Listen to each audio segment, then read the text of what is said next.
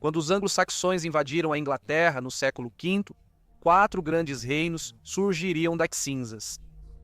Esses eram Nortúmbria, Mércia, Wessex e Anglia Oriental. Os anglo-saxões, que eram originalmente pagãos, em sua maioria se converteriam ao cristianismo, com os reis pagãos frequentemente se convertendo por razões políticas, como a imposição de um rei mais poderoso para ganhar legitimidade, ou pela promessa cristã de alcançar a imortalidade após a morte. Um homem que resistiu, no entanto, foi Pender, o rei da Mércia, descrito como o último grande rei guerreiro pagão entre os anglo-saxões e um homem extremamente belicoso da linhagem real dos Mércios. Sua destruição marcou o fim do paganismo inglês como ideologia política e religiosa, e assim todos os reinos da Inglaterra cairiam sob o domínio do cristianismo, com suas tradições, costumes e modo de vida pagãos originais desaparecendo da memória viva. Esta é a história de Pender, o matador de reis, um homem cuja vontade foi forjada na guerra e que permaneceu inflexível até o fim, sendo o último rei anglo-saxão a morrer pagão. Foi ele quem forjou a Mércia em um reino poderoso, e foi ele quem permitiu que a Mércia se tornasse um reino dominante, que viria a definir o cenário político da Inglaterra por séculos. Esta é a sua história. Penda é mencionado pela primeira vez na crônica anglo-saxônica, no ano de 626, na qual se afirma: neste ano, Penda sucedeu ao trono da Mércia e reinou por 30 anos. Penda era filho de Piba, Piba de Creuda, Creuda de Sinwald, Sinwald de Cneba, Cneba de Aesel, Aesel de Eomer, Eomer de Anglotal, Anglotal de Offa, Offa de Wermund, Wermund de Witlesseg e Witlesseg de Woden. Nos tempos antigos, quando os reis anglo-saxões governavam, eles eram frequentemente ligados ao divino por meio de parentesco direto com o deus Woden, também conhecido como o pai de todos. Genealogias reais do inglês antigo apontam Woden como ancestral de todos os reis das linhagens inglesas. Esses reis mantinham seu status por serem descendentes diretos de Woden, seu deus mais reverenciado e adorado. Pender pertencia à casa de Aesel, que era uma dinastia de reis da Mércia durante os séculos 7 e 77. Eles receberam o nome do rei Aesel, uma figura lendária do período das migrações que fundou o reino da Mércia e foi seu primeiro rei. A história Britannum, que significa a história dos bretões, registra que o pai de Pender, Piber, teve 12 filhos, incluindo Pender. Não se sabe se Pender era o mais velho, porém o assassinato de parentes pelo trono era comum durante a era anglo-saxônica, já que nem sempre era o primogênito que assumia o poder, mas sim o homem com os meios para tomar o trono, muitas vezes através da força militar ou quem fosse o maior guerreiro e estrategista político. A vida inicial de Pender é pouco conhecida, pois só aparece nas fontes quando se tornou rei da Mércia. Assim como ele se tornou rei e sua criação são desconhecidos. No entanto, ele provavelmente teve a criação típica da realeza anglo-saxã, aprendendo a lutar com espada, lança e machado. Ele também teria sido imerso nas crenças e costumes do paganismo anglo-saxão, que incluíam honrar os deuses e realizar rituais. Muito poucos registros do reinado de Pender sobreviveram ao passar do tempo. A principal fonte é a história do povo inglês de Beda, escrita perto da época de Pender, mas fragmentos também aparecem na crônica anglo-saxônica e na história dos bretões. Muitos desses relatos foram compostos séculos após a morte de Pender, lançando uma longa sombra de incerteza sobre sua confiabilidade. Entre eles, o relato de Beda permanece o mais detalhado e talvez o mais influente. É nessas páginas que o legado de Pender começa a tomar forma. Embora frequentemente retratado como vilão, desafiando o que a história passou a considerar o lado errado da fé e do destino, como sabemos, é o vencedor quem escreve a história. e como o cristianismo triunfou sobre o paganismo, só podemos supor que Pender foi um herói entre os defensores das antigas crenças. Edwin era o rei de Dera e Bernícia, que juntas mais tarde seriam conhecidas como o Reino da Nortúmbria. Por volta do ano 624, Edwin se tornou o governante mais poderoso da Grã-Bretanha. Beda o inclui em sua lista de reis que exerciam o império sobre os outros monarcas anglo-saxões, e a crônica anglo-saxônica lhe dá o título de Brett Walder, ou governante da Grã-Bretanha. No ano 627, Edwin foi batizado e, como muitos cristãos, procurou converter o maior número possível de pessoas em seu reino. Como Brett Walder e o homem mais poderoso da Grã-Bretanha, o cristianismo se espalharia rapidamente. Naquela época, Mércia ainda não era vista como um dos reinos anglo-saxões mais poderosos. Era um reino ainda em meio à expansão, lutando para solidificar suas fronteiras e afirmar sua autoridade, enquanto muitos de seus territórios continuavam sendo alvo de disputas acirradas com reinos rivais. Quando Penda chegou ao poder, quase todos os reinos vizinhos já haviam abraçado o cristianismo ou estavam bem encaminhados para a conversão. Nesse cenário em transformação, Mércia permanecia sozinha, um bastião resoluto dos deuses antigos, um reino pagão em meio a um mar de fé cristã emergente. Penda via o crescente poder de Edwin com preocupação, então ele se aliou ao rei de Gwynedd, um poderoso reino galês, para desafiar Edwin. Isso resultaria na Batalha de Hatfield Chase. De acordo com Beda, foi isso que aconteceu durante a batalha. Edwino governou gloriosamente por 17 anos sobre os povos ingleses e britânicos, dos quais 6, como mencionado anteriormente, ele passou como cristão. Durante seu reinado, Caduala, o rei dos britânicos, se rebelou contra ele com o apoio de Pender, um guerreiro feroz de misericórdia e sangue real. Uma grande batalha aconteceu na planície de Heathfield. Lá, em 12 de outubro do ano 633 d.C., Edwino foi morto aos 47 anos e seu exército foi ou massacrado ou disperso. Na mesma batalha, seu filho Osfredo, jovem corajoso, também morreu. Outro filho, Eanfrido, foi forçado pelas circunstâncias a buscar refúgio com o rei Pender, mas mais tarde foi morto por ele durante o reinado de Osvaldo em traição a um juramento. Isso marcou uma época de terrível massacre para a igreja e o povo da Nortúmbria.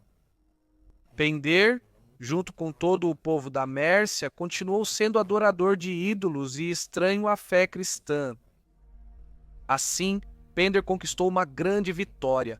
Ao levar a cabeça do rei Edwino para York como troféu, o poderoso Brett Walder estava morto, e suas ideologias cristãs por um tempo foram contidas, já que seus sucessores retornaram ao paganismo. Ecgric e Sigiberto eram os reis conjuntos da Anglia Oriental naquela época, e haviam se convertido ao cristianismo após a missão hiberno-escocesa, que foi uma série de expedições no século VI e VI por missionários gaélicos originários da Sete Irlanda, que espalharam o cristianismo celta na Escócia, País de Gales, Sete, Inglaterra e França. Aedano de Lindisfarne fundou uma escola bíblica no ano de 633, na ilha de Lindisfarne, e a partir da Nortúmbria, a missão de Aedano se espalhou por todos os reinos anglo-saxões, e escolas bíblicas semelhantes foram estabelecidas em Bernícia, Dera, Mércia e Anglia Oriental. Estima-se que 2/3 da população anglo-saxã foram convertidos ao cristianismo celta nessa época. No entanto, Penda viu uma oportunidade de atacar a terra da Anglia Oriental no ano de 636. Os soldados da Anglia Oriental, cientes da bravura dos mercianos, insistiram que Sigiberto os liderasse na batalha. Mesmo assim, o rei Sigiberto recusou. De acordo com Beda, seus próprios guerreiros o agarraram e o expulsaram do mosteiro. Eles então o levaram para as fileiras do exército, esperando que os soldados estivessem menos dispostos a fugir na presença dele, já que ele já havia sido um comandante notável e corajoso. Mas ele, ainda mantendo em mente sua vocação, mesmo estando no meio de um exército real, não carregava nada na mão além de uma vara, e foi morto pelo rei Écrico, e com o avanço dos pagãos, todo o exército deles foi ou massacrado ou disperso. Assim, Pender havia acabado de matar mais 2 reis cristãos, e seu poder agora estava sendo consolidado. Ao norte e ao leste, Nortúmbria e Anglia Oriental haviam provado de sua fúria, e nenhum exército cristão conseguia vencê-lo em batalha. E Mércia estava rapidamente se tornando o reino mais dominante da Inglaterra. Apesar de ser pagão convicto, Pender permitiu que seu filho, o príncipe Paeda, se convertesse ao cristianismo. Beda detalha o relato, mas desta vez, os ângulos médios, sob o comando do príncipe Paeda, filho do rei Pender, receberam a fé e os sacramentos da verdade. Sendo um jovem excelente, ele foi elevado por seu pai ao trono daquela nação, e foi até Oswy, rei dos Nortúmbrios, pedindo que sua filha Elfida lhe fosse dada em casamento, mas não pôde satisfazer seus desejos a menos que abraçasse a fé de Cristo e fosse batizado junto com a nação que governava. Quando ouviu a pregação da verdade, a promessa do reino celestial e a esperança da ressurreição e da imortalidade futura, ele declarou que se tornaria cristão de bom grado. Nem o rei Pender impediu a pregação da palavra entre seu povo. Isso retrata Pender como um rei tolerante, embora a antiga fé, costumes e tradições estivessem lentamente desaparecendo na memória, aparentemente devido a missionários estrangeiros. Como descendente de Woden, acreditava-se que um rei herdava sabedoria divina e força sobrenatural. No entanto, o sangue nobre sozinho não era suficiente para reivindicar uma coroa. A linhagem dos deuses não garantia o favor divino. Esse favor precisava ser comprovado. Antes de ascender ao trono, um homem precisava demonstrar que realmente possuía o poder sagrado e a sabedoria dignos da realeza, muitas vezes por meio de vitórias em batalha ou por dons extraordinários, como profecia ou cura. No caso de Pender, seus muitos triunfos em guerra serviriam como prova inegável para seu povo de que ele era realmente um verdadeiro filho de Woden, um receptáculo terreno do poder e da fúria do deus da guerra. Embora seja certo que Pender seguia a antiga fé pagã, o grau de sua devoção pessoal permanece incerto. Foi sugerido que sua resistência ao cristianismo pode ter vindo não da ignorância ou teimosia, mas da crença de que Cristo não era um patrono adequado para um rei guerreiro. As repetidas vitórias de Pender sobre monarcas cristãos provavelmente reforçaram essa visão. Entre os anglo-saxões acreditava-se que o favor divino se manifestava no poder terreno, e a ascensão e queda de um rei refletiam a força do Deus que ele servia. Escolher uma fé era, na prática, escolher um aliado na eterna luta pelo poder. Aos olhos de Pender, Cristo não era o aliado mais forte. Seu ancestral era Woden. Suas vitórias podem tê-lo levado a acreditar que era um rei guerreiro protegido pelos deuses e que seus deuses pagãos eram mais eficazes na guerra do que o deus cristão. Após a morte do rei Edwino da Nortúmbria, seu sobrinho Osvaldo subiu ao trono.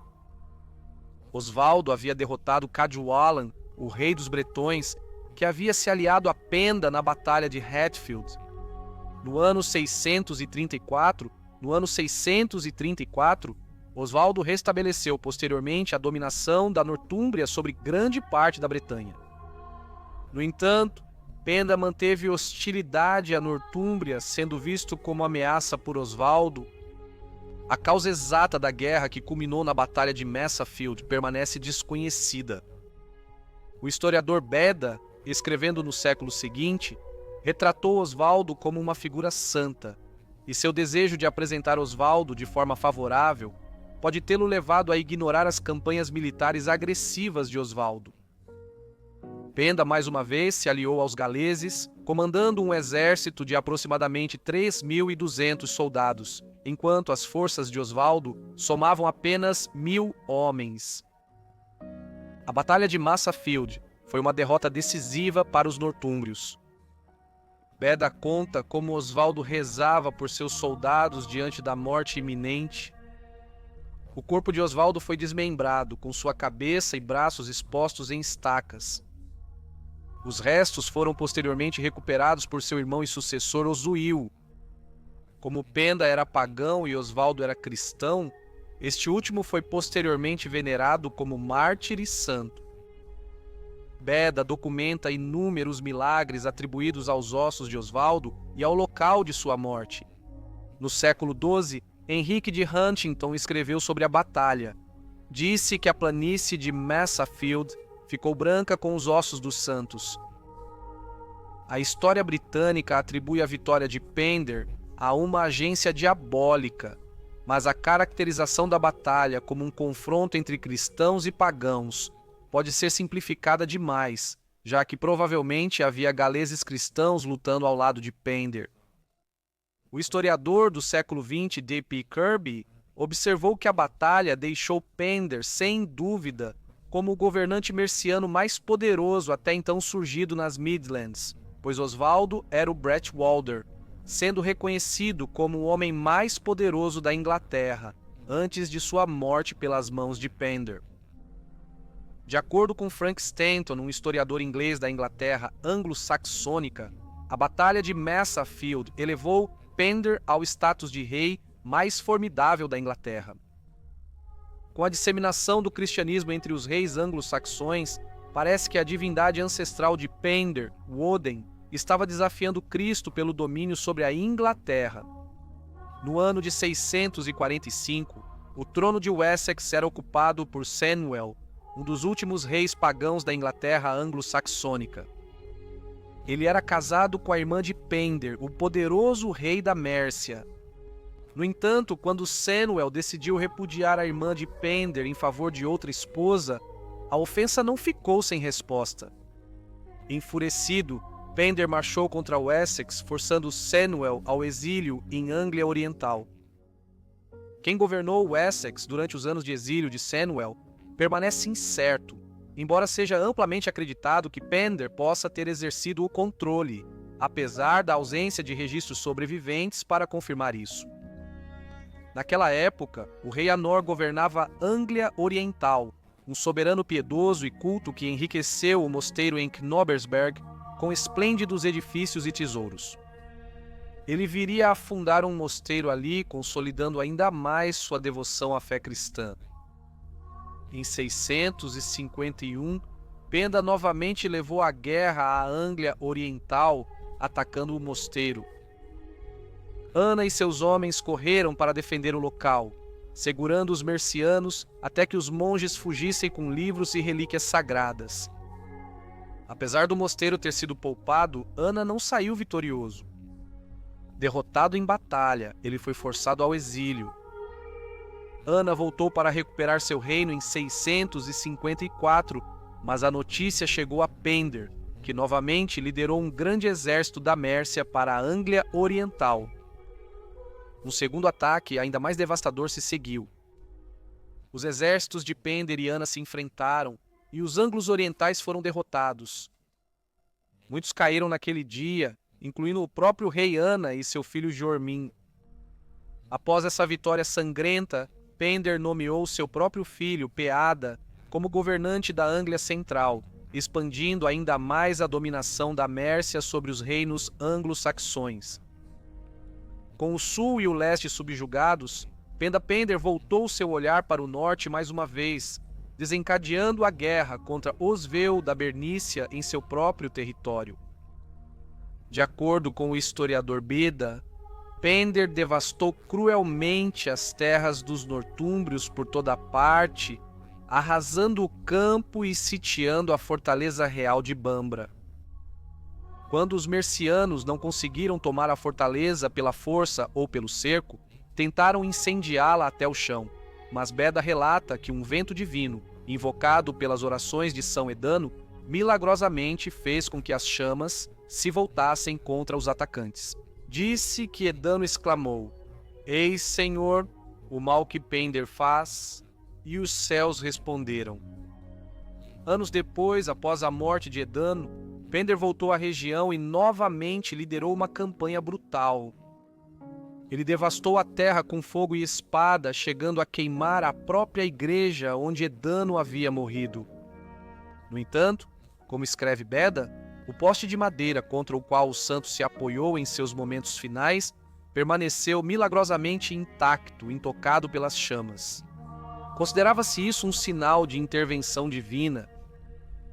Nenhuma batalha aberta foi registrada entre Penda e Oswiu durante esse período, sugerindo que Oswiu pode ter evitado um confronto direto, talvez reconhecendo que ainda não poderia igualar o poder do rei da Mércia.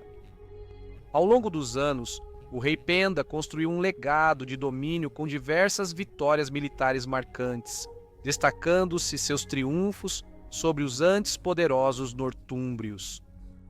Mais uma vez, o velho senhor da guerra marcharia para o norte, com o objetivo de derrubar Oswiu, o rei da Bernícia. A causa exata dessa campanha final permanece incerta. Embora Beda nos diga que Penda havia demonstrado tolerância à pregação cristã dentro da Mércia, foi sugerido que ele via a expansão do cristianismo apoiado pela Bernícia em Mércia e na Anglia Média como uma forma de colonização espiritual, uma invasão que ameaçava sua própria soberania. Outros especularam que Penda buscava impedir Oswiu de reunir a Nortúmbria, receoso de que ele pudesse restaurar a antiga glória do reino, outrora personificada por Edwino e Osvaldo. Para enfrentar a tempestade, Penda reuniu aliados da Anglia Oriental e do país de Gales, formando um exército liderado por 30 senhores da guerra. Oswiu, irmão do falecido Osvaldo, governava apenas a porção norte da Nortúmbria, Bernícia, e logo se viu sitiado em uma fortaleza agora perdida em algum lugar das terras selvagens do norte. De acordo com a Historia Brittonum, Oswiu, desesperado para salvar seu reino, ofereceu tesouros em troca de paz. Disse que Penda aceitou a oferta, distribuindo a riqueza entre seus aliados britânicos, mas Beda apresenta um relato bem diferente, afirmando que Penda recusou a oferta imediatamente, jurando em vez disso destruir completamente toda a raça de Oswiu, não poupando nem os nobres nem os humildes. Para agravar ainda mais a vulnerabilidade de Oswiu, seu próprio filho Ecfrido estava na época sendo mantido como refém em Mércia, dando a Penda mais uma vantagem. Por razões que permanecem obscuras, talvez resultado de manobras políticas ou de presságios mal interpretados, o exército de Penda virou para o sul, talvez com a intenção de voltar para casa, mas as deserções começaram a enfraquecer a aliança da Mércia. Cadfael de Gwynedd fugiu sob a cobertura da noite com seus homens, ganhando o nome desprezível de Foge Batalha. E Teovoldo de Dera também se retirou, escolhendo aguardar o desfecho de um lugar seguro. Apenas o rei Etelir dos Ângulos do Leste permaneceu leal, ficando ao lado de Penda na véspera da batalha. Osweu, ainda em desvantagem numérica, enfrentou Penda na batalha. Beda relata a história. Osweu, com apenas um punhado de guerreiros, enfrentou o inimigo, que dizem ser 3 vezes maior que ele, 30 legiões lideradas por comandantes renomados. Osweu e Alfrido lutaram com coragem extrema. Os pagãos foram derrotados, seus 30 capitães e muitos soldados fugiram ou morreram. Entre os mortos estava Etelir de Anglia Oriental, irmão do rei Anar, já falecido. Seu envolvimento na guerra destruiu seu reino. A batalha foi travada perto do rio Winwade, que transbordava além de suas margens devido às fortes chuvas. Enquanto os mercianos fugiam, muitos não foram mortos pela espada, mas se afogaram nas águas da enchente. A natureza parecia ter se voltado contra eles. Pender ele mesmo jazia entre os mortos, e assim seu reinado chegou ao fim. o último grande senhor da guerra pagão da Inglaterra. Com sua queda, os antigos deuses desapareceram e a maré do cristianismo se espalhou cada vez mais fortemente por toda a terra. Pender foi o último grande rei guerreiro pagão entre os anglo-saxões. Seu status de guerreiro era inegável. Frank Stanton escreveu isso sobre Pender. Ele próprio era um grande rei guerreiro, dos mais honrados nas sagas germânicas, senhor de muitos príncipes e líder de uma vasta comitiva atraída ao seu serviço por seu sucesso e generosidade. Muitas histórias devem ter sido contadas sobre seus relacionamentos com outros reis, mas nenhuma delas sobreviveu. Suas guerras só podem ser descritas do ponto de vista de seus inimigos. Que tipo de homem ele deveria ter sido quando tantos dos reis que ele derrotou foram mais tarde elevados à santidade? Edwino da Nortúmbria, a quem Pender derrotou em Hatfield Chase, foi mais tarde venerado como santo. Oswaldo de Bernícia, que Pender derrotou e matou em Marsafield, também se tornou mártir e foi canonizado. Até mesmo o príncipe Durmin, o jovem filho do rei Anra da Anglia Oriental, ele próprio morto por Pender, mais tarde alcançou o status de santo. Aqueles que pereceram pela espada de Pender foram transformados em santos, suas mortes entrelaçadas em lendas sagradas, adornadas com milagres sussurrados através das gerações. No entanto, enquanto suas histórias ganhavam glória, e quanto à história do rei pagão solitário, que desafiou a maré crescente da cristandade, e quanto ao homem que derrotou não um, mas dois reis aclamados como Brett Walders, os chamados Senhores Supremos da Bretanha, se os cronistas não estivessem tão imersos no zelo cristão, se não tivessem lançado Pender nas sombras de sua teologia, talvez ele também teria sido chamado de Brett Walder, pois em poder e influência ele era igual a qualquer um que carregasse esse título. Seu legado, ofuscado pelo desprezo dos escribas cristãos, poderia ter figurado entre os grandes nomes da Inglaterra primitiva, não como vilão ou excluído, mas como rei dos reis. Quando Pender caiu em batalha, ele morreu a morte pela qual viveu, a morte de um guerreiro. No entanto, com sua queda, a chama do paganismo na Inglaterra vacilou e se apagou. Seus filhos, talvez receosos de conflitos intermináveis, ou talvez seduzidos pelo poder unificador da Igreja, abraçaram o cristianismo e, com isso, os antigos deuses dos anglos e saxões foram silenciados. Mas há uma coisa que os cronistas não puderam tirar dele, uma verdade que perdura além do dogma e do desprezo, e essa é que Pender foi um guerreiro feroz, inflexível e inquebrável, e nisso ele se tornou uma lenda. O rei Offa da Mércia é considerado um dos reis anglo-saxões mais poderosos que já existiram, autodenominando-se o primeiro rei dos ingleses. Após várias batalhas e manobras políticas, o rei Offa se tornou o homem mais poderoso da Grã-Bretanha, mas só restam vestígios de sua antiga glória e nenhum relato de primeira mão. O que restam são pistas de sua grandeza, como a vala de Offa, que foi a construção de uma grande muralha de terra e um fosso, ou vala, que foi descrita como se estendendo de um mar ao outro. A obra exigiu milhares de homens e cada trecho parece ter sido construído por pessoas de diferentes distritos. Ela é considerada uma das maiores construções da história da Inglaterra anglo-saxônica, refletindo o alcance de seu poder, riqueza e vastos recursos.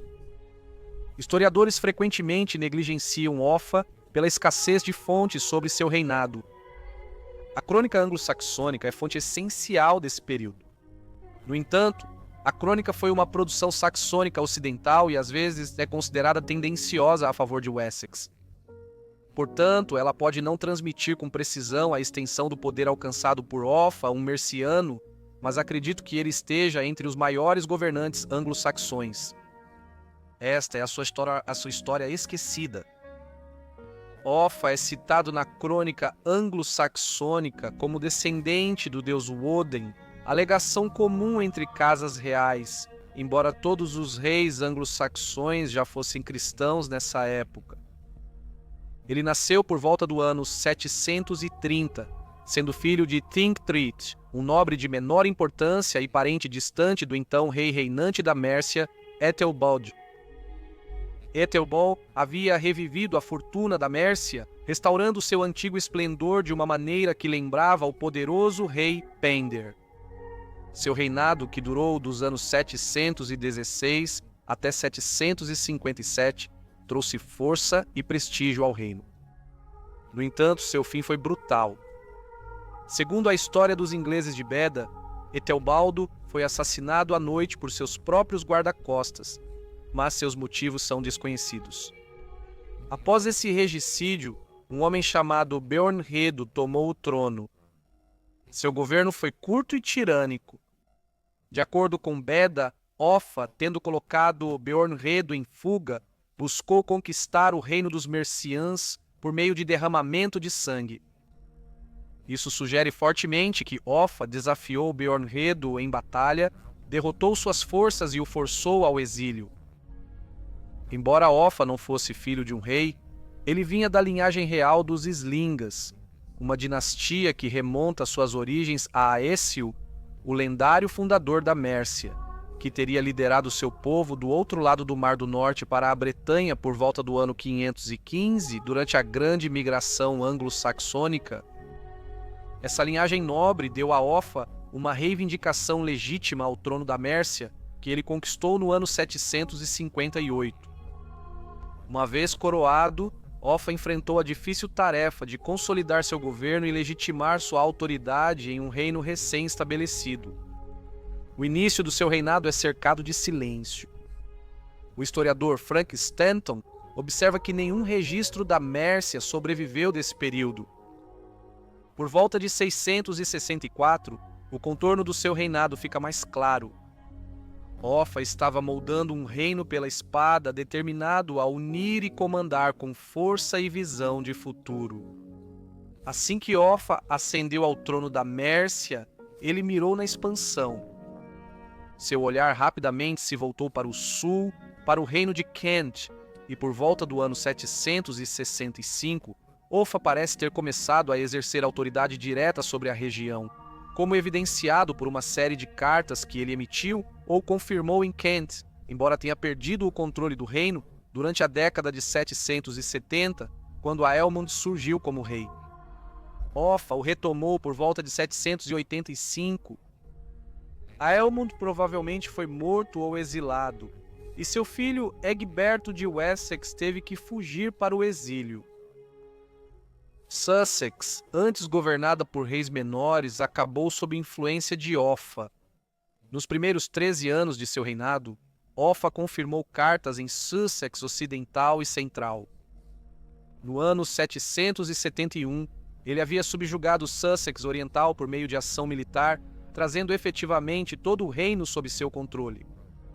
Cartas do ano 772 revelam sua autoridade completa sobre a região, com seus antigos reis reduzidos ao status de um ealdorman.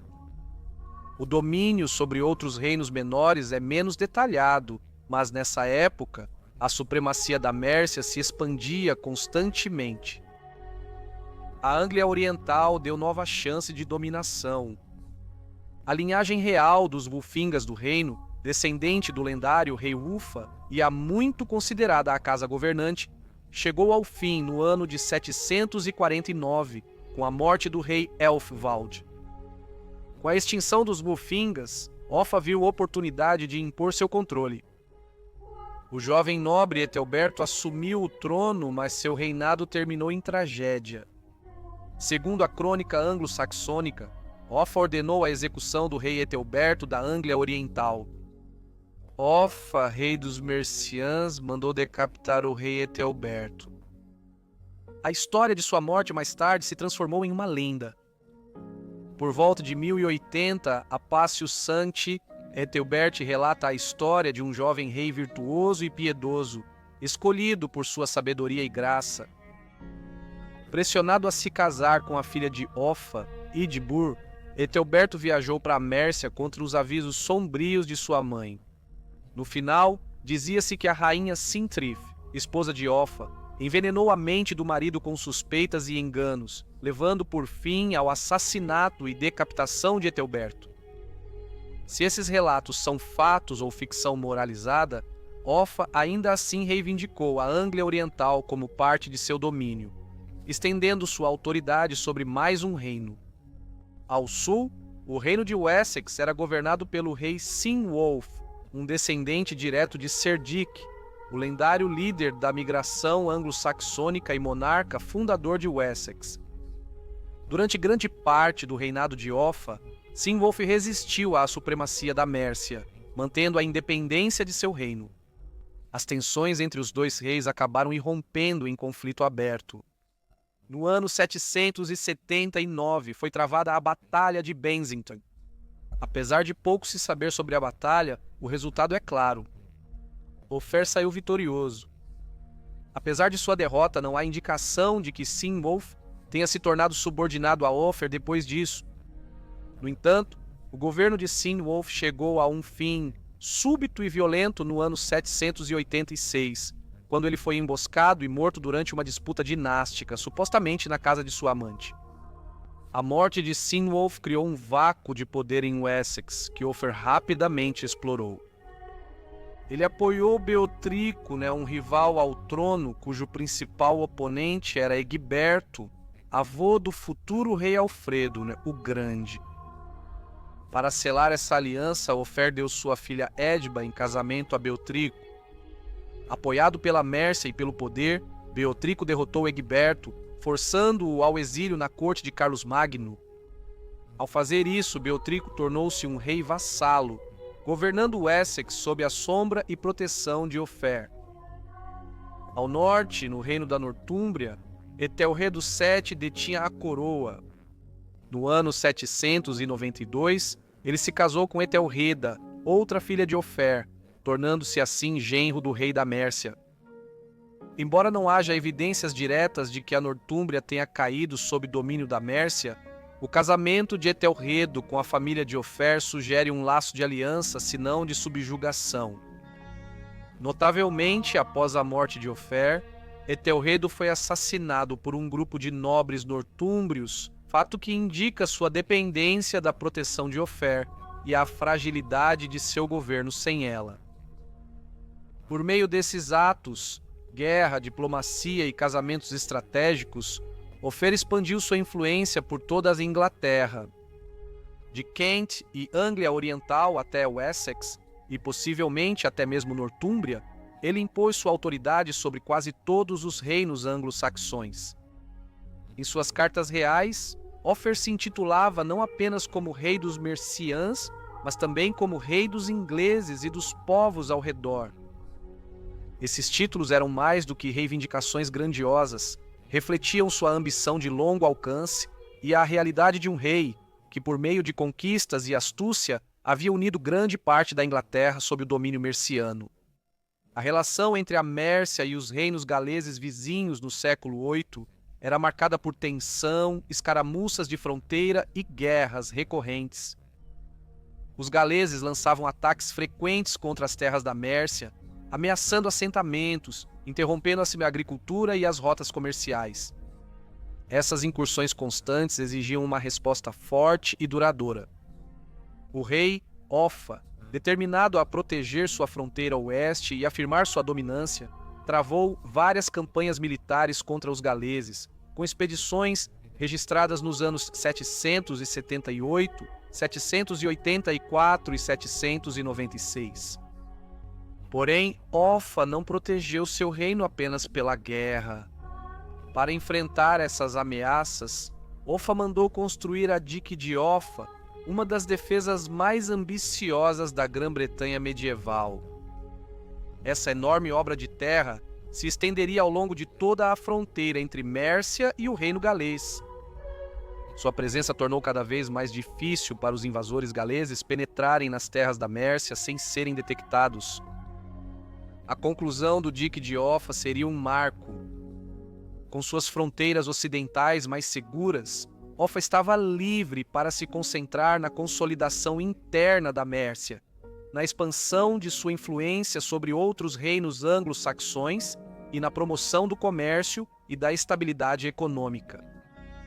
O próprio dique, vasto e duradouro, é amplamente considerado a construção mais significativa realizada pelos povos pré-literatos da Grã-Bretanha, refletindo a autoridade, os recursos e a visão de longo alcance de Offa. Após a anexação de Kent por Offa no ano 785, ele teve acesso à prestigiosa Casa da Moeda de Cantuária. Isso permitiu que ele realizasse grandes reformas da moeda, tornando-se o primeiro rei da Mércia a emitir moedas com seu próprio nome, uma clara afirmação do poder real e do controle econômico.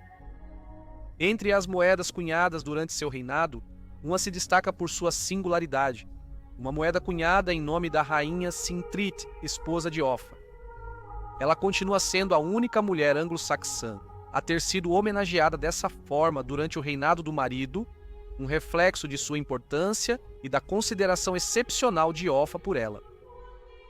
Outro artefato notável do reinado de Offa é seu dinar de ouro, uma moeda modelada diretamente a partir de uma emitida pelo califa abássida Al-Mansur.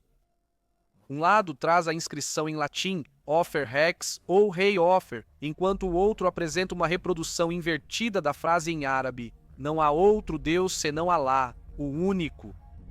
A inclusão do texto islâmico, claramente mal compreendido pelo responsável pela cunhagem que o copiou, provavelmente reflete uma tentativa de facilitar o comércio com o mundo islâmico, especialmente com a Espanha islâmica.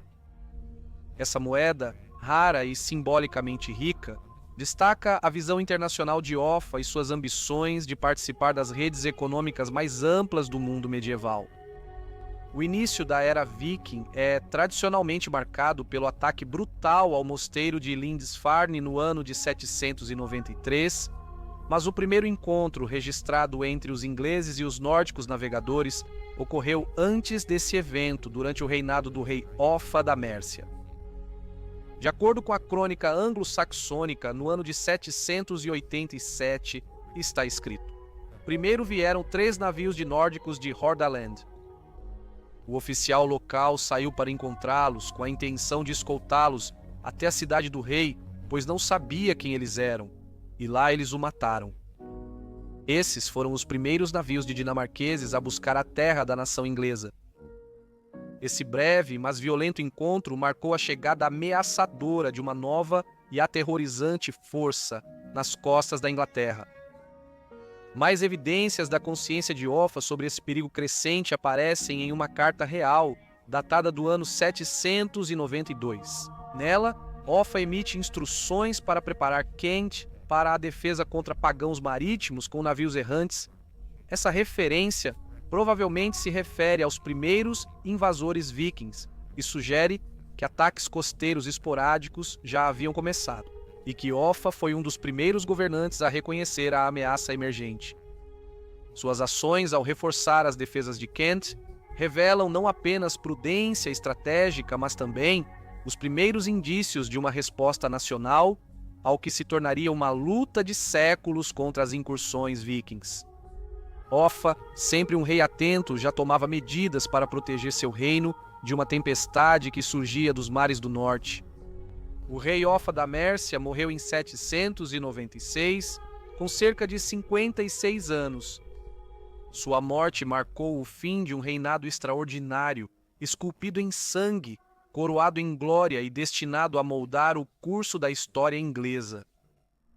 Embora tenha sido sucedido por seu filho Ecgfrith, o reinado do jovem rei foi breve, durando apenas 141 dias antes de sua morte prematura. Com a queda de Ecgfrith, a linhagem de Offa chegou a um fim repentino. O estudioso nortúmbrio Alcuino, escrevendo da corte de Carlos Magno, reconheceu a determinação implacável de Offa em garantir a sucessão de seu filho. No entanto, em sua reflexão sombria, ele sugeriu um acerto de contas divino, escrevendo: Ecgfrith não morreu por seus próprios pecados, mas a vingança pelo sangue que seu pai derramou para garantir o reino alcançou o filho. Offa não hesitou em eliminar rivais para garantir seu legado, um legado que ele buscou transmitir a qualquer custo. Historiadores modernos como Simon Keynes descreveram Offa como um homem movido por pura ambição, em vez de uma visão unificadora. No entanto, reduzir seu legado a uma mera sede de poder é ignorar a grandiosidade de suas conquistas. Os anais sobreviventes, especialmente a crônica anglo-saxônica da Saxônia Ocidental, não captam totalmente a grandeza de Offa. Seu silêncio não fala de sua insignificância, mas sim do apagamento deliberado de um rei da Mércia cujo poder eclipsou todos os rivais. Offa não era apenas um governante regional, ele era um rei dos reis. Suas cartas reais testemunhavam um soberano que se intitulava Rei dos ingleses e Rei da Mércia e dos povos ao redor. E quem poderia duvidar da veracidade desses títulos? Ele governou de mar a mar, construindo a imponente muralha de Offa, uma fronteira monumental que permanece até hoje como símbolo de sua autoridade e visão. Curiosamente, Offa nunca foi chamado de Bret Walder, termo em inglês antigo para governante da Bretanha, título dado depois a Egberto de Wessex, cujo poder era bem menor. Essa omissão é reveladora. Isso reflete o viés sutil dos escribas saxões ocidentais que escolheram exaltar os seus próprios e deixar a misericórdia e a grandeza nas sombras da história. Contudo, sua grandeza aparece em vários momentos da história.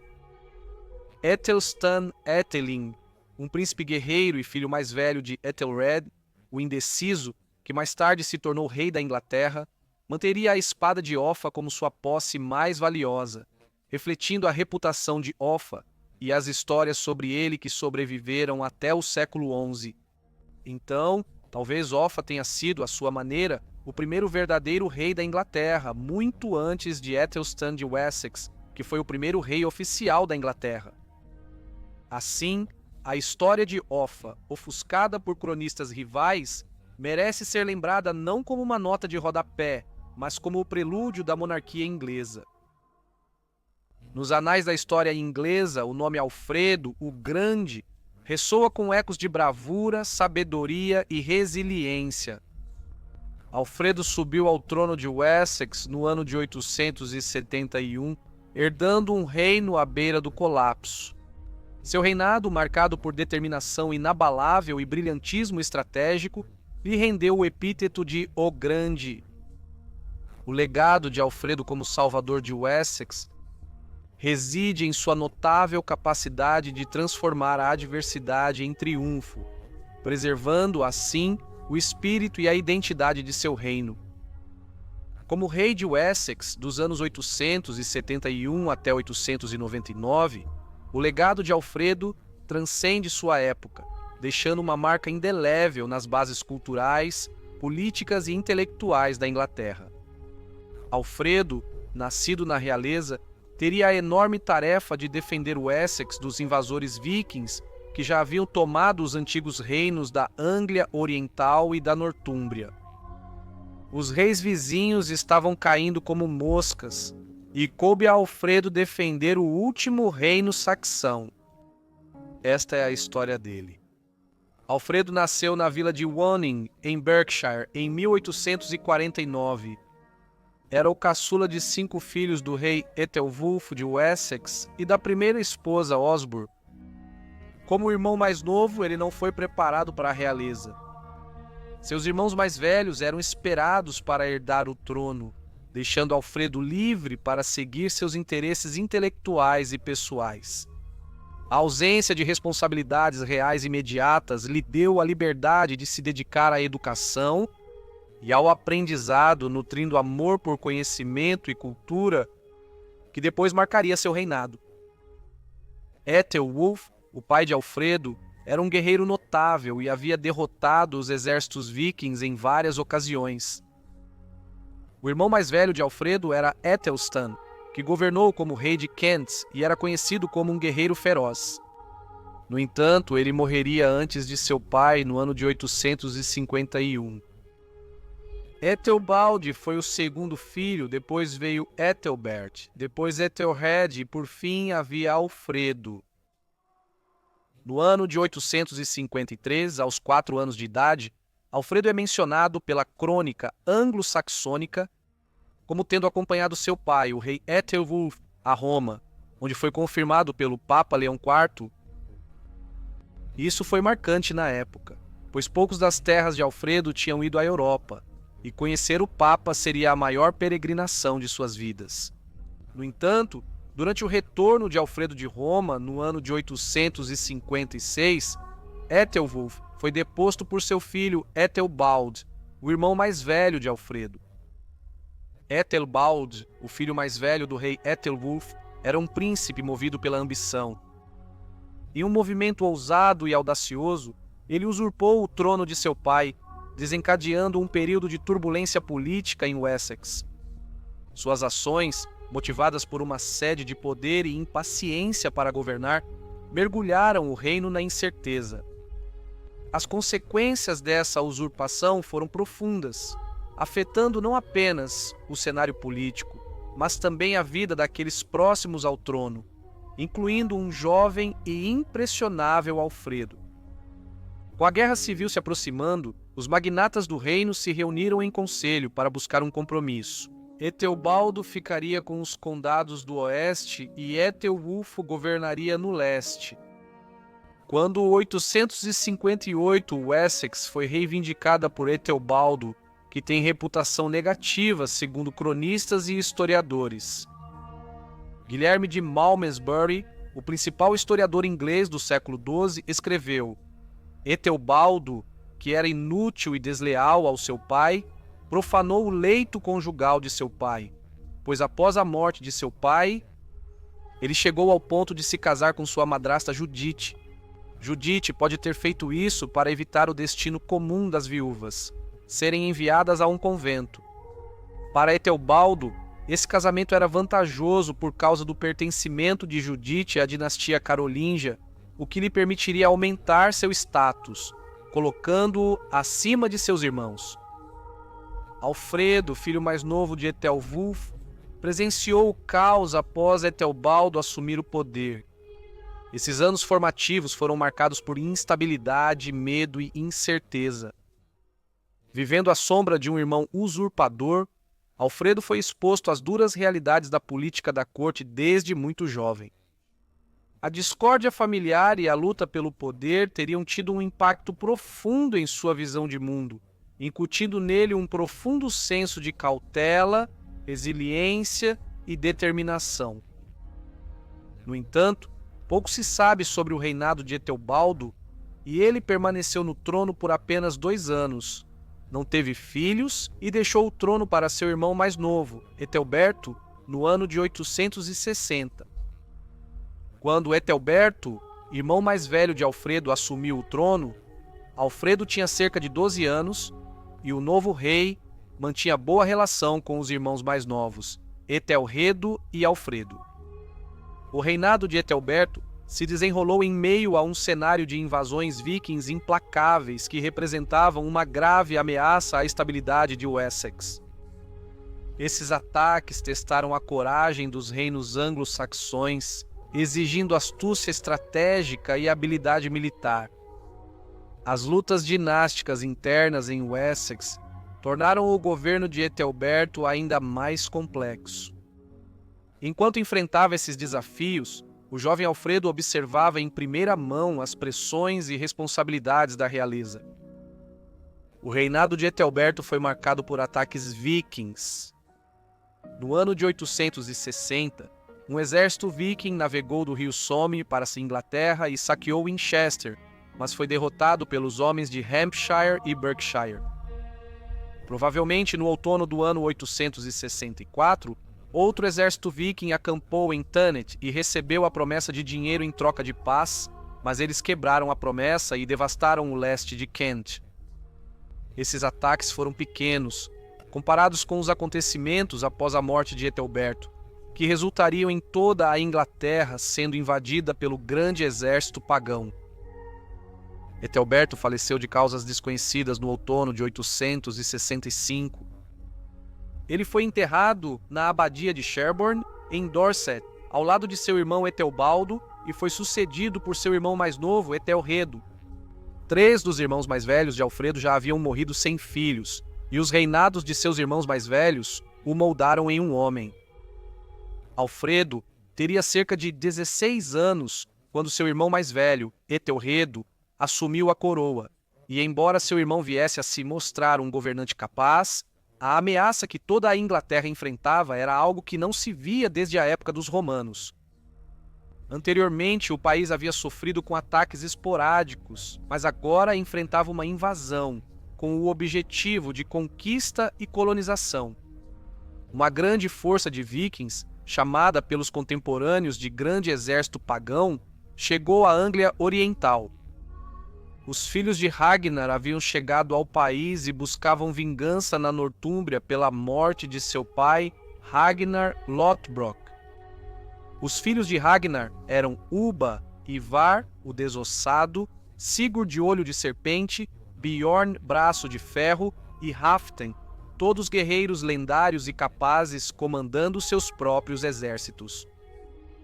O rei Edmundo comprou a paz pagando tributo aos vikings, e eles permaneceriam 1 ano em Anglia Oriental, fortalecendo seu exército.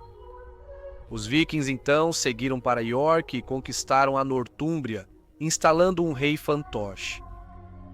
Sigurdo e Bjorn Ragnarsson voltariam para seus próprios reinos após a queda da Nortúmbria. Enquanto isso, Ivar, Abba e Halfdan permaneceriam queimando e saqueando. Ivar, o Desossado, acabara de pôr fim à linhagem dos reis da Nortúmbria, e ele e seu grande exército pagão estavam se movendo para o sul com a intenção de tomar a Mércia para si. No ano de 867, eles tomaram Nottingham, na Mércia, e passaram o inverno lá. O rei Buthred da Mércia pediu ajuda ao rei Etelredo de Wessex. Etelredo e Alfredo lideraram um grande exército saxão ocidental até Nottingham e sitiaram os vikings. Mas os vikings se recusaram a sair da segurança das defesas da cidade. Os exércitos combinados da Mércia e de Wessex não conseguiram romper as muralhas de terra e o fosso. Bugred acabou pagando aos vikings para que fossem embora. Os vikings então voltaram para York. No ano de 869, os nórdicos retornaram à Anglia Oriental e conquistaram o reino, matando o rei Edmundo. 2 dos 4 grandes reinos da Inglaterra já haviam caído. No entanto, Ivar, o Desossado, foi para o norte com seu contingente do grande exército pagão, deixando o comando para seus irmãos Halfdan e Abba, e para o senhor da guerra dinamarquês chamado Guthrum. Durante o reinado de Etelredo, Alfredo participou do esforço de guerra contra os vikings. Essa experiência prática lhe deu valiosas habilidades militares e conhecimento tático. Ele aprendeu a arte da guerra, o planejamento estratégico e a importância da adaptabilidade diante de um inimigo implacável. As batalhas entre o grande exército pagão e os governantes de Wessex foram marcadas por uma ferocidade extraordinária, brilhantismo estratégico e uma determinação que mudaria o destino de uma nação. O rei Etelredo, confrontado com essa ameaça sem precedentes, demonstrou uma notável resistência.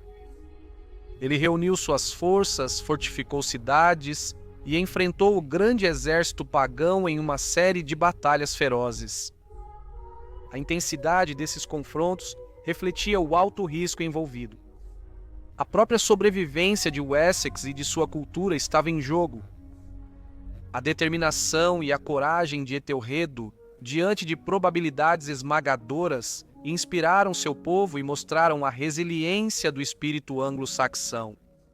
No final do ano 870, os vikings tentaram conquistar Wessex e seguiram de East Anglia até Reading. Em 4 de janeiro, o rei Etelredo de Wessex e o príncipe Alfredo enfrentaram os vikings com um exército saxão, lutando até entrarem na cidade e massacrando todos os dinamarqueses do lado de fora. Isso culminaria na Batalha de Reading, no dia 4 de janeiro do ano 871, Quando o exército de Ethelredo chegou ao portão da cidade, os vikings, sob o comando de Haft e Ragnarsson, irromperam pelos portões, criando um contra-ataque e massacrando completamente os saxões. O nível de carnificina foi imenso, e o rei Ethelredo e o príncipe Alfredo mal conseguiram escapar do campo de batalha com vida, só conseguindo fugir graças ao melhor conhecimento do terreno local, o que lhes permitiu despistar seus perseguidores vikings. Atravessando o rio Luden, suas forças sobreviventes se reagruparam em Windsor e 4 dias depois, Ethelredo e Alfredo liderariam suas tropas novamente na Batalha de Ashdown. Os vikings chegaram primeiro e se posicionaram no topo da colina, o que lhes deu vantagem. Eles então dividiram suas forças em 2 contingentes, um sob o comando do irmão de Ivar, o rei Halfdan, e outro sob os condes vikings. Alfredo enviou batedores, que lhe relataram isso, e Ethelred e ele decidiram copiar a formação viking, com Ethelred enfrentando as forças do rei Halfdan e as forças de Alfredo enfrentando o outro contingente. Antes da batalha, o rei Ethelred se retirou para sua tenda para a missa, enquanto Alfredo reuniu seus homens e liderou suas forças até o campo de batalha. Vikings e saxões formaram uma parede de escudos e se aproximaram. Alfredo, sabendo que o inimigo tinha vantagem, decidiu atacar e liderou seus homens em uma investida morro acima. Os 2 exércitos colidiram e a batalha continuou feroz, até que Ethelredo também liderou uma investida. Isso resultaria em uma vitória saxônica. Ethelredo e Alfredo então perseguiriam os vikings em uma fúria sanguinária, abatendo todos que fugiam de sua ira, até que a noite caísse sobre eles. Alfredo rapidamente ganhou fama como guerreiro feroz e grande líder. No entanto, a vitória durou pouco. 2 semanas depois, Ethelredo e Alfredo foram derrotados na propriedade real de Basing, na Batalha de Basing. Apesar de enfrentar derrotas devastadoras e a perda de territórios significativos, Wessex não cedeu. A resistência de Ethelredo, Alfredo e seu povo foi incomparável, porém, foi na Batalha de Merton, no dia 22 de março do ano 871, que os vikings mudaram o rumo da guerra. O bispo Hayamond foi morto, assim como muitos homens importantes, e após essa batalha, um grande exército de verão chegou a Readings. Depois, na Páscoa, o rei Ethelredo morreu. Tem sido amplamente especulado por historiadores que Ethelredo morreu dos ferimentos que adquiriu nas muitas batalhas consecutivas em que esteve envolvido contra os vikings. A morte dos 4 irmãos mais velhos de Alfredo, Etelstano, Etelbaldo, Etelberto e Ethelredo, o deixou como único herdeiro sobrevivente ao trono de Wessex. As esperanças e expectativas da dinastia de Wessex repousavam unicamente sobre os ombros de Alfredo. Como o último herdeiro restante, esperava-se que ele não apenas continuasse a linhagem, mas também defendesse o reino contra incursões vikings e conflitos internos. Essa pressão imensa, somada à consciência e aos desafios enfrentados por seus predecessores, obrigou Alfredo a amadurecer rapidamente, desenvolvendo uma compreensão aguçada das complexidades da liderança. A perda de seus irmãos tornou-se um cadinho no qual o caráter de Alfredo foi forjado, ao testemunhar a fragilidade da vida e a impermanência do poder. Ele internalizou a importância da resiliência, determinação e adaptabilidade. Essas experiências fomentaram nele um senso de dever para com seu povo, um compromisso de defender seu reino e uma determinação inabalável de deixar um legado duradouro. Seu irmão Ethelredo, no entanto, deixou 2 filhos menores de idade após sua morte, Ethelhelm e Ethelvoldo. Ethelredo e Alfredo haviam feito um acordo anteriormente de que o irmão sobrevivente das batalhas seria o rei. A ascensão de Alfredo ao trono não foi contestada, pois precisavam de um homem líder para guiá-los por dias sombrios e incertos. Enquanto Alfredo cuidava dos funerais do irmão, os dinamarqueses venceram o exército saxão na sua ausência, em local desconhecido, e depois novamente em Wilton, em maio. A derrota em Wilton deixou Alfredo sem esperanças. Como ele poderia expulsar esses vikings de suas terras? Ele foi forçado então a fazer a paz com eles, de acordo com fontes que não dizem quais foram os termos da paz. Embora não citado por Acer ou pela crônica anglo-saxônica, Alfredo provavelmente pagou prata aos vikings para que partissem. Nos 5 anos seguintes, os dinamarqueses ocuparam outras partes da Inglaterra e no ano de 874, os vikings invadiram a Mércia e expulsaram seu rei, Bucred, para o exílio, onde ele foi para Roma e nunca mais retornaria às Ilhas Britânicas. Os vikings então instalaram o rei fantoche Ceolwulf, exigindo juramentos de lealdade do novo rei. Após essa vitória, o grande exército pagão se dividiu novamente. Halfdan foi para o norte lutar contra os Pitos de Strathclyde, enquanto Guthrum e Abba continuaram lutando em Wessex. No ano de 876, sob o comando de seu novo líder Guthrum, os dinamarqueses passaram despercebidos pelo exército saxão e atacaram e ocuparam Wareham, em Dorset. Alfredo os bloqueou, mas não conseguiu tomar Wareham de assalto. Ele então negociou uma paz, que envolveu a troca de reféns e juramentos que os dinamarqueses fizeram sobre um anel sagrado associado ao culto de Thor. No entanto, os dinamarqueses quebraram sua palavra e, depois de matar todos os reféns, escaparam sob a cobertura da noite. No entanto, muitos navios vikings foram dispersos por uma tempestade e os dinamarqueses tiveram que recuar para a Mércia. Guthrum, no entanto, teria uma ideia astuta. Em janeiro do ano 878, os dinamarqueses fizeram um ataque repentino a Chippenham, uma fortaleza real, onde Alfredo estava hospedado durante o Natal. A guarda pessoal de Alfredo foi morta e ele mal conseguiu escapar com vida. Diante dessa perda devastadora, Alfredo tomou uma decisão estratégica que se mostraria fundamental. Ele recuou para os pântanos de Somerset, uma região de fortificações naturais e vantagem estratégica. A partir dessa base segura, ele reorganizou meticulosamente suas forças, implementando reformas militares e instilando um senso de disciplina e unidade entre suas tropas leais.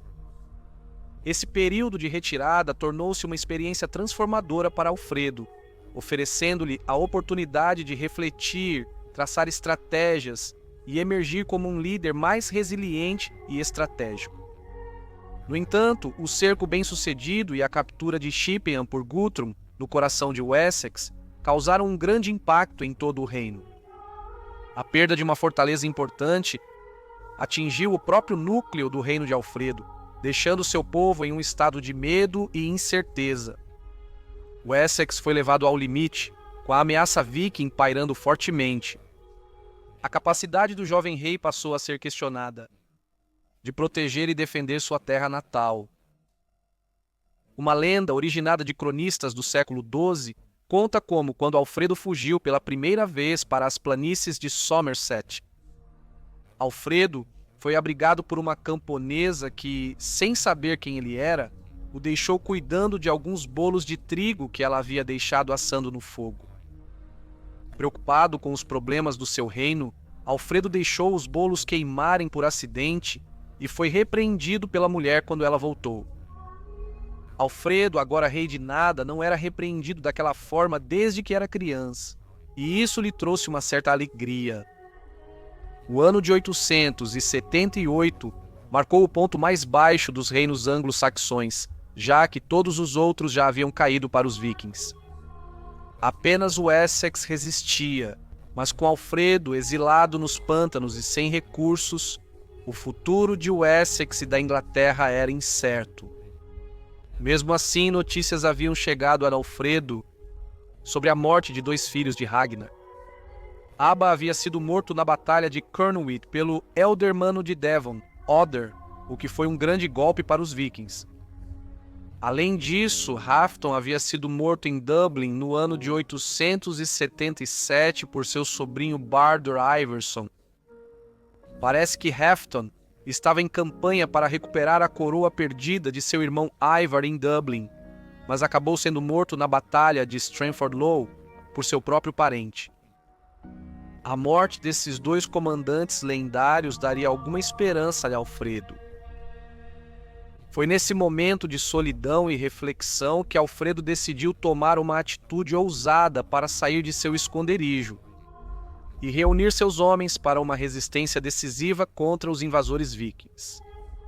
A Pedra de Egberto tinha um significado histórico, pois foi nomeada em homenagem ao rei Egberto, avô de Alfredo, que havia unido muitos reinos anglo-saxões sob seu domínio. Reunir seus homens nesse local tinha um simbolismo forte. Isso evocava o espírito de unidade e o legado da antiga glória de Wessex. Ao se reunir na Pedra de Egberto, Alfredo pretendia lembrar aos seus homens de sua herança compartilhada, de sua unidade ancestral e da importância de defender sua terra natal contra invasores estrangeiros. Em maio, Alfredo foi até a Pedra de Egberto, onde foi recebido por todo o povo de Somerset, Wiltshire e Hampshire, e eles se alegraram ao ver seu rei. Quando Alfredo saiu de seu esconderijo e convocou seus homens para se reunirem na Pedra de Egberto, suas palavras ressoaram com um senso de urgência, determinação e esperança. Ele falou sobre a resiliência do povo anglo-saxão, sua história compartilhada e a necessidade de reconquistar sua terra natal dos vikings.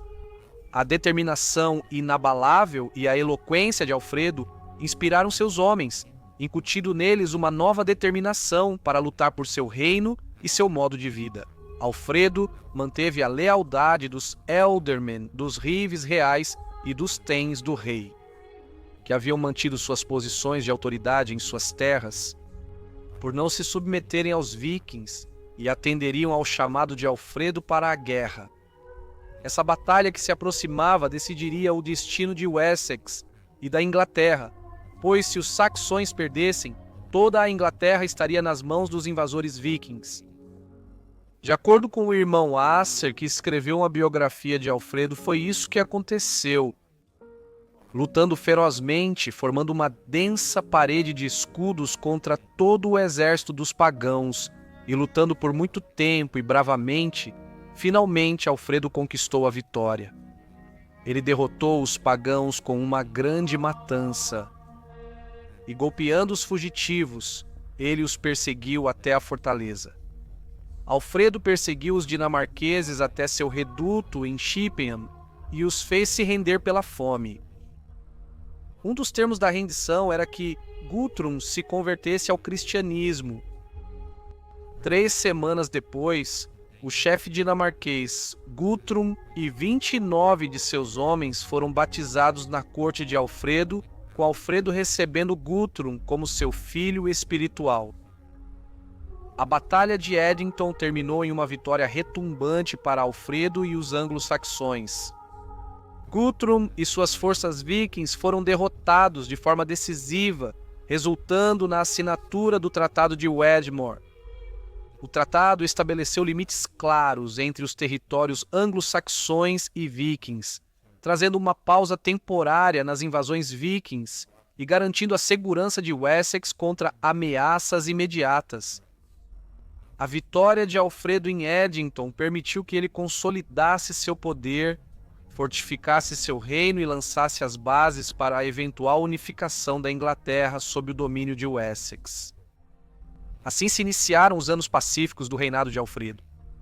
Alfredo fortaleceu as defesas de seu reino para garantir que ele não fosse ameaçado novamente pelos dinamarqueses.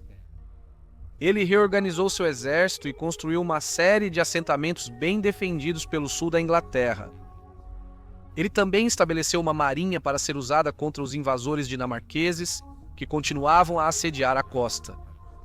Como administrador, Alfredo defendeu a justiça e a ordem, e estabeleceu um código de leis. Ele tinha uma forte crença na importância da educação e aprendeu latim já na casa dos 30 anos. Depois, ele organizou e participou pessoalmente da tradução de livros do latim para o anglo-saxão. No ano de 886, Alfredo retomou a cidade de Londres. Alfredo confiou a cidade aos cuidados de seu genro Etelredo, o Elderman da Mércia, que havia se casado com sua filha Etelfleda, que mais tarde ficaria conhecida como a Senhora da Mércia. Durante esse período, quase todos os cronistas concordam que o povo saxão da Inglaterra pré-unificada se submeteu a Alfredo. No entanto, esse não foi o momento em que Alfredo passou a ser conhecido como o Rei da Inglaterra. Na verdade, ele nunca adotaria esse título para si mesmo, embora fosse o rei de toda a terra, em tudo exceto no nome. A determinação inabalável de Alfredo e sua capacidade de inspirar seu povo lhe renderam o título de Rei dos Anglo-Saxões. Sua habilidade diplomática e sucessos militares gradualmente levaram à unificação dos reinos anglo-saxões sob a bandeira de Wessex. Por meio de alianças, casamentos estratégicos e sua reputação como um governante justo e sábio, Alfredo criou um senso de identidade compartilhada entre os reinos anglo-saxões. O legado de Alfredo, o Grande, como rei dos anglo-saxões, é um testemunho de sua liderança visionária, astúcia política e dedicação inabalável ao seu povo. Seu reinado não apenas repeliu ameaças externas, mas também plantou as sementes da unidade e da identidade cultural, moldando o curso da história inglesa.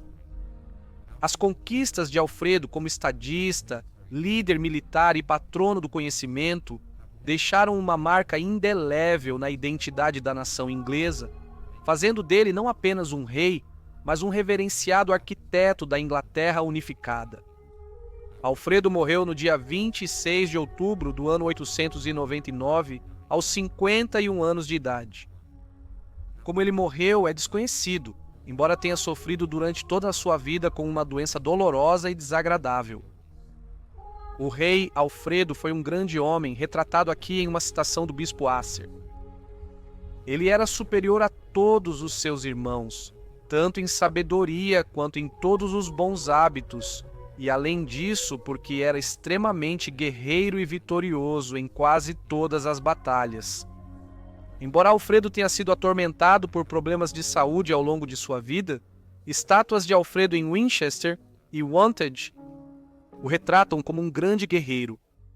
No entanto, evidências sugerem que ele não era o típico guerreiro alto e corpulento, e teve períodos em que ficava doente, mas isso não o impedia, e ele nunca faltou com coragem, lutando ao lado de seus homens, o que, na verdade, o torna ainda maior. As invasões vikings durante o século IX, lideradas por figuras lendárias como os filhos de Ragnar, representaram uma ameaça para os reinos anglo-saxões, incluindo o Wessex de Alfredo. Esses invasores, movidos pela conquista e pelo saque, deixaram um rastro de destruição por onde passaram, desafiando a sobrevivência do modo de vida inglês. Diante de circunstâncias tão graves, Alfredo surgiu como o guardião inflexível de seu povo, determinado a repelir os invasores vikings e preservar o futuro da Inglaterra. Alfredo também teve muita sorte, pois Hafton e Aba morreriam inesperadamente. Mesmo assim, a determinação de Alfredo era a mesma, e ele viveria ou morreria lutando. O legado de Alfredo, o Grande, como o salvador da Inglaterra dos vikings, é um testemunho de sua determinação heróica e do impacto duradouro na história da nação. Sua habilidade de enfrentar as circunstâncias mais desafiadoras, derrotar inimigos lendários e unir seu povo diante da adversidade consolidou sua reputação como um dos maiores monarcas da Inglaterra. O legado de Alfredo continua a inspirar gerações, servindo como um lembrete do poder da coragem, determinação e liderança na proteção do futuro de uma nação. Após a morte de Alfredo, seu filho Eduardo, o ancião, assumiu a coroa. No entanto, a luta pelo poder que se seguiu após a morte de Alfredo, o Grande, foi um período tumultuado na história inglesa.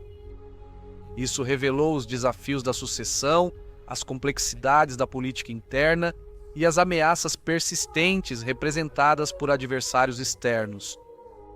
No entanto, também demonstrou a resiliência dos reinos anglo-saxões e o eventual surgimento de uma Inglaterra unificada. As lutas e conquistas desse período lançaram as bases para a monarquia forte e centralizada, que caracterizaria a Inglaterra medieval, deixando um legado duradouro de estabilidade política e unidade nacional. Agradeço muito a todos os meus membros. A contribuição de vocês é valiosa para a continuidade do canal e eu agradeço imensamente a todos vocês. Agradecimento especial ao John Sites. Espero que todos vocês tenham gostado do vídeo.